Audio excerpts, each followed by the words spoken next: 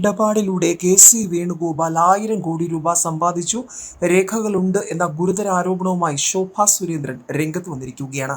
AICC general സെക്രട്ടറിയും ലോക്സഭാ തെരഞ്ഞെടുപ്പിൽ ആലപ്പുഴയിലെ എതിരാളിയുമായ കെ.സി. വേണുഗോപാലിനെതിരായ ആരോപണത്തിൽ ഉറച്ചു നിൽക്കുന്നുവെന്ന ബി.ജെ.പി നേതാവ് ശോഭാ സുരേന്ദ്രൻ. ആരോപണം തെളിയിക്കുന്നതിനുള്ള രേഖകളെല്ലാം കയ്യിലുണ്ടെന്ന് അവർ വ്യക്തമാക്കി. മുൻ കേന്ദ്രമന്ത്രി ശെഷ്രാ മൂലയുമായി ചേർന്ന് കെ.സി. വേണുഗോപാൽ ബിനാമി ഇടപാട് നടത്തിയെന്നാണ് ശോഭാ സുരേന്ദ്രന്റെ ആരോപണം. ഇതിലൂടെ വേണുഗോപാൽ 1000 കോടി രൂപ സമ്പാദിച്ചുവെന്നും അവർ ആരോപിക്കുന്നു. 2004-2009 കാലഘട്ടത്തിലാണ് വിവാദ കമ്പനിക്കായുള്ള ഇടപാട് നടന്നത്. കെ.സി. വേണുഗോപാൽ തനിക്കെതിരെ പരാതി നൽകിയത് സ്വാഗതം ചെയ്യുന്നുവെന്നും ശോഭാ സുരേന്ദ്രൻ പറഞ്ഞു. കേരളത്തിലെ ധാതുക്കളെല്ലാം കവർന്നെടുത്ത കെ.സി. വേണുഗോപാൽ കോടികൾ സമ്പാദിച്ചു.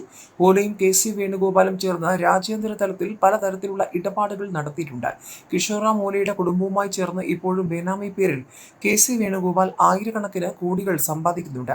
അതിലുൾപ്പെട്ട ചെറിയ ആളാണ് ആലപ്പുഴയിലെ കരിമണൽ കർത്ത. കെ.സി. വേണുഗോപാൽ പറഞ്ഞിട്ട് ഓലയാണ് ആലപ്പുഴയിൽ നിന്ന് കരിമണൽ കയറ്റുമതിക്കുള്ള അനുവാദം കർത്തയ്ക്ക് നേടിക്കൊടുത്തതെന്നും ശോഭാ സുരേന്ദ്രൻ പറഞ്ഞു. ഏതായാലും വളരെ ഗൗരവമുള്ള ഒരു ചോദ്യമാണ്, ഒരു ആരോപണമാണ് ശോഭാ സുരേന്ദ്രൻ പൊതുസമൂഹത്തിന് മുന്നിലേക്ക് ഇപ്പോൾ ഉയർത്തിയിരിക്കുന്നത്.